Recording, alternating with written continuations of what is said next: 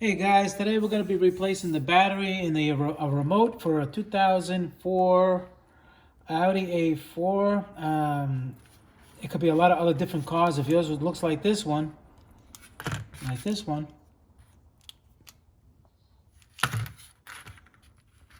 all right. So basically what you do, you get a little screwdriver and you pry in between here. See this little seam?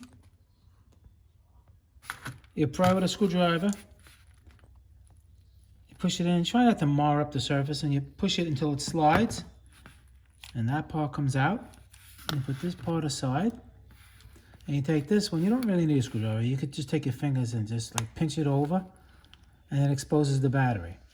The battery in this one is a CR, and then you just take this out. And this one is, you can zoom that in, it's a CR 2023.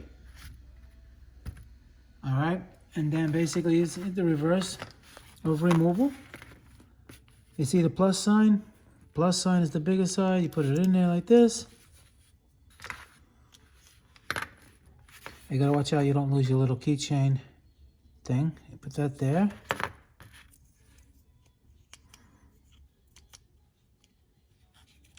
And basically, just clip it back together like that. Oh, you see what I did? Okay. This goes in here again.